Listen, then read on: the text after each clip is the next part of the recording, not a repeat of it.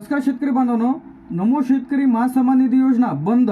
तर सर्व शेतकरी बांधवांसाठी एक महत्त्वाची अपडेट आहे। तर आता नमोचा ऑटो हप्ता तुम्हाला मिळणार की नाही, त्यानंतर कोणत्या शेतकऱ्यांना नमोचा हप्ता इथं बंद झालेला आहे या संदर्भात आपण आजच्या व्हिडिओमध्ये माहिती पाहणार आहे। तर व्हिडिओला स्किप न करता शेवटपर्यंत बघा। तर बरेच शेतकऱ्यांचे कमेंट्स इथं येत आहेत की नमोची जी काही योजना आहे, नमो शेतकरी महासन्मान निधी योजना, ते बंद झालेली आहे का? तर आता नमो शेतकरी महासन्मान निधी योजना ही आता बंद झालेली नाही आहे, योजना सुरूच आहे। आता ही जी योजना आहे ती सुरूच राहणार आहे।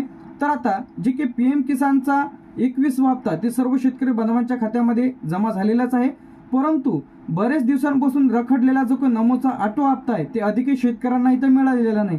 तर का मिळालेला नाही व कोणत्या शेतकऱ्यांना जर मिळत जरी असेल तर कोणते शेतकरी त्यामध्ये अपात्र ठरले आहेत, कोणत्या शेतकऱ्यांचा नमोचा हप्ता इथं बंद होणार आहे या संदर्भात माहिती पाहणार आहे। सर्वप्रथम तुम्ही पीएम किसानची ई-केवायसी जर केलेली असेल तरच तुम्हाला नमोचा 8वा हप्ता दिला जाणार आहे। त्यानंतर पीएम किसानचा 21वा हप्ता जर तुमच्या खात्यामध्ये आलेला असेल तरच तुम्हाला नमोचा 8वा हप्ता इथं दिला जाणार आहे। त्यानंतर तिसरा जो महत्त्वाचा पॉईंट म्हणजे तुमचं यादीमध्ये नाव असेल तरच नमोचा हप्ता तुम्हाला इथं देण्यात येणार आहे। त्यानंतर त्याच्यातल्या काही अडचणी आहेत, त्यानंतर कोणत्या शेतकऱ्यांचे पैसे इथं बंद होणार आहे ते सुद्धा आपण इथं पाहणार आहे।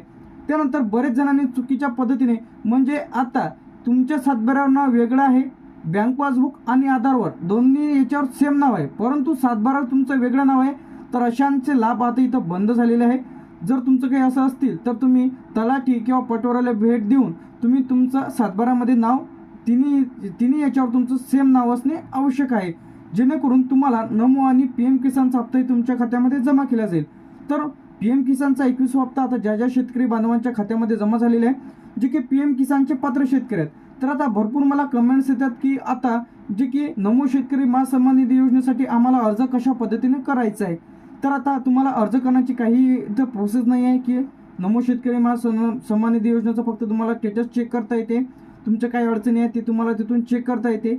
तर तुम्हाला अशी नाही की बा नोंद करता येते, ती तुम्ही तलाट्याला भेटा, कृषी सहाय्यकाला भेटा, तर त्यांच्या माध्यमातून तुमचे जे काही पैसे आहेत तिथं जर बंद झालेले असतील तर ते तुमचे पुन्हा सुरू केले जाणार आहे।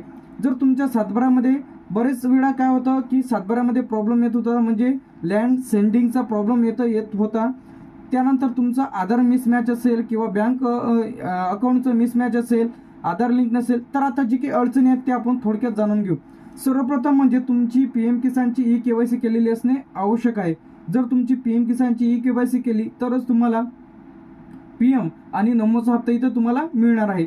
दुसरं म्हणजे तुमचं यादीमध्ये नाव आहे की नाही, तर तुम्ही पीएम किसानच्या ऑफिशियल पेजवरती जा, तिथं लाभार्थ्यांची यादी बेनिफिशरी लिस्ट म्हणून एक ऑप्शन दिसेल, त्यावरती क्लिक करा। तुमचं स्टेट म्हणजे आपलं स्टेट महाराष्ट्र, आपला जो काही जिल्हा आहे ते तुमचा जिल्हा सिलेक्ट करा, तालुका, त्यानंतर तुमचा एरिया कोणता येते ती तुम्हाला सिलेक्ट करा, तुमचं विलेज सिलेक्ट करा।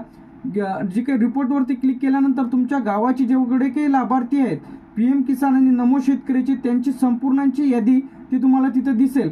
तर त्या यादीमध्ये तुमचं नाव आहे की नाही ते चेक करा। यादीमध्ये नाव असेल तर तुम्हाला घाबरण्याचं काही कारण नाही, तुमच्या खात्यामध्ये नमो आणि पीएम किसानचा हप्ता इथं जमा केला जाणार आहे। त्यानंतर तुमचं सातबारा, बँकेचं पासबुक आणि आधार कार्ड तिन्ही याच्यावर तुमचं नाव व्यवस्थित असणे आवश्यक आहे। तुमचं जर सातबाऱ्यावर नाव वेगळं असेल, आधारवर बँक पासबुकवर नाव वेगळं असेल तर अशांचे पैसे इथं थांबू शकते। त्यानंतर ज्यांनी ई-केवायसी केलेले नाही अशांचे सुद्धा पैसे इथं थांबू शकते। तर ज्यांची कोणाची ई-केवायसी बाकी राहिलेली असेल पीएम किसान सन्मान निधी योजनेची तर त्यांनी ई-केवायसी करून घ्या।